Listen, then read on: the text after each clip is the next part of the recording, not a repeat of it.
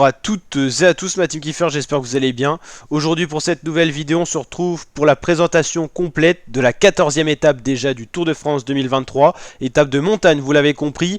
Au contraire de l'étape 13 où il n'y avait que le Gros Colombier qui était plutôt donc une montée sèche sur une étape toute plate, 137 km assez courte. L'étape 14 sera beaucoup plus longue, de 20 km déjà, 151 km, mais surtout beaucoup plus de difficultés. On commencera par un col de 3ème catégorie, le col de Saxel, 4,2 km à 4,6% de moyenne, plutôt roulant. Le col de Cou, 7 km à 7,4% de moyenne, ça sera déjà un niveau supérieur. Col de première catégorie parce qu'il sera plus long et plus dur. Le col du Feu, 5 km 8 à 7,8% de moyenne, encore plus raide que les autres ascensions de la journée. Le col de la Jambasse qui sera un sprint intermédiaire parce qu'il est assez roulant.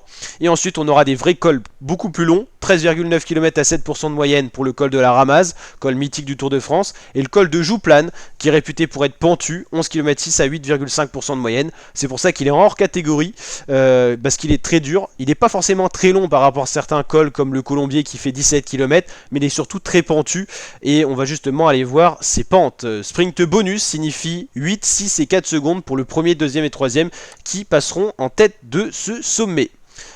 Col de la Ramaz, déjà le premier col de première catégorie très long de la journée, ça sera 13 km, vous l'avez compris, avec des pourcentages très raides dans la première partie, extrêmement raide en son milieu, avec du 11% de moyenne, du 9% de moyenne, avec des passages très pentus ici, et ensuite un peu plus roulant avant de reprendre une pente assez raide. Et le col de Jouplane, il y a du noir, il y a du rouge, c'est-à-dire que c'est très compliqué, avec des kilomètres à certains 18% de moyenne et tout ça, enfin c'est vraiment impressionnant, c'est un beau bébé comme on dit, et puis après la descente sera assez accidentée, donc attention aux deux descentes, la Ramaz et la Jouplane, pour une arrivée qui sera pas jugée au sommet, mais en bas à Morzine-les-Ports du Soleil, une station de ski, donc voilà. Étape 14 qui sera peut-être plus impressionnante que l'étape de la veille, où au final on n'a pas eu vraiment de changement à la hiérarchie au général. Pogacar a attaqué Vingegaard mais n'a pas pris de risque, c'était dans le dernier kilomètre.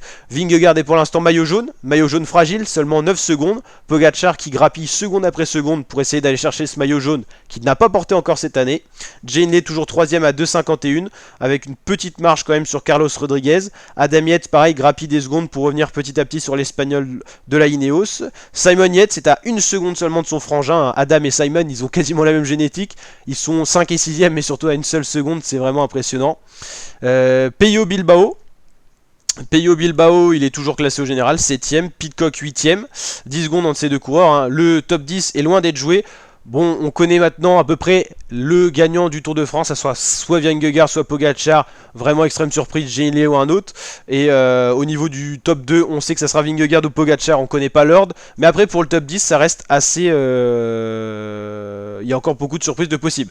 Gaudu recule petit à petit, perd des secondes, hein, il est à 6,52, donc à plus d'une minute 10 de Tom Pidcock. Sepkus revient petit à petit sur David Gaudu.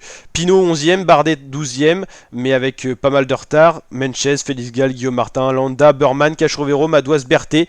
Voilà pour ce top 20, et quand même pas mal de Français, mais surtout dans la deuxième partie du top 20. Et seulement un Français dans le top 10 et 9ème, c'est pas extraordinaire les performances des Français sur ce tour. Maillot vert toujours solidement Philipsen, 323 points, meilleur grimpeur Nelson Poles qui voit revenir certains coureurs, des leaders comme Pogacar, des coureurs souvent dans les échappées comme Johansson, Kwiatkowski, Félix Gall et un autre leader Vingegaard. Meilleur jeune c'est largement Pogacar, hein, qui est habitué à cette tunique blanche. Depuis qu'il est arrivé dans le peloton professionnel sur le Tour de France, il porte toujours la tunique. Meilleure équipe c'est Ineos, c'est Pub Bahreïn devant Jumbo, UAE et FDJ. Plus combatif de la journée, je pense que c'était Kwiatkowski pour l'étape 13 au vu de ce qu'il a fait. Et pour l'étape 14, eh bah, ça reste à voir. J'espère qu'on aura plus de Français présents sur l'échappée et qu'ils animeront un peu plus la course, plus acteurs que spectateurs, j'espère. En tout cas, n'hésitez pas à liker, vous abonner, activer la cloche et je vous dis à très bientôt pour de prochaines vidéos la team. Ciao ciao.